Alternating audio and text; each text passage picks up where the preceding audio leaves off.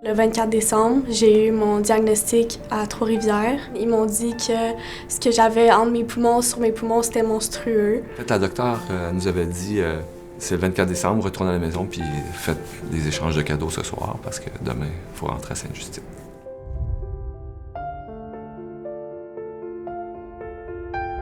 Puis, ça faisait 1 an que Marie-Feu, ça allait moyen, mais là, on met ça sur le dos de l'adolescence, puis après ça, bon, il allait, puis là, on faisait des tests, puis là, c'était-tu un appendicite, là, il regardait, puis c'était pas ça, on retournait chez nous. Au 25 décembre, je suis arrivée à Sainte-Justine. C'est là que le vrai diagnostic officiel de cancer arrive.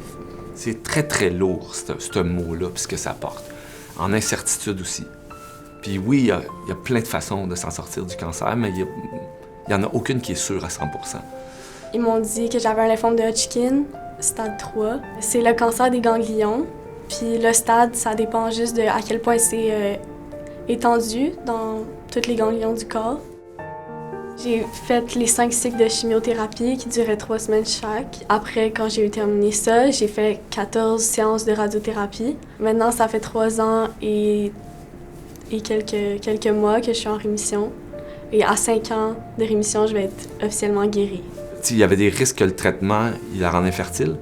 Puis comme le cancer, il se développait lentement, ben ils ont dit qu'elle allait prendre 1 mois ou 1 mois et demi pour stimuler ses ovaires, pour qu'elle produise plein d'ovules, puis qu'elle allait chercher ça, laisser dormir ça dans l'azote pour plus tard, au cas où elle pouvait plus avoir d'enfant. Puis ça, c'est pas grand-chose, ce truc-là des ovaires, là, mais c'est immense parce que ça place un truc après. Ça fait une lumière, tu sais. Peu importe où on habite au Québec, on peut avoir affaire à Sainte-Justine.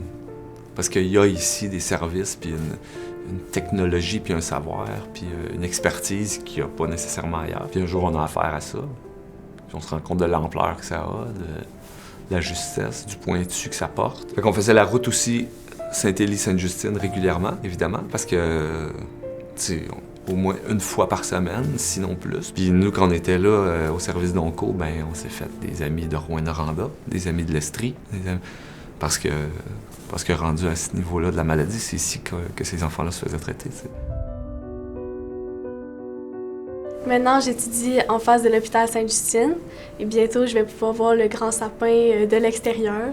Donc, je vais me dire que je suis très fière de faire partie de ce projet et je vais aussi être très reconnaissante d'être encore là, justement pour le voir.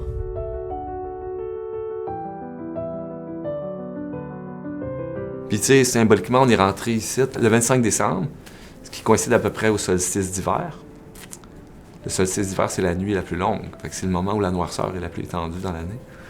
Puis à la suite des traitements de chimio puis de radiothérapie, on était rendu presque à Saint-Jean-Baptiste. Donc à peu près au solstice d'été, au moment où la lumière est la plus longue dans l'année. C'est une histoire de lumière, tu sais. Puis aujourd'hui, on demande aux gens de donner pour allumer des lumières dans un sapin. Tu sais, on a un enfant, puis on fait un sapin dans la maison chez nous, on le fait pour voir les lumières qui brillent dans ses yeux à lui quand on les allume dans le sapin, là, tu sais. C'est plus pour nous qu'on fait le sapin rendu là.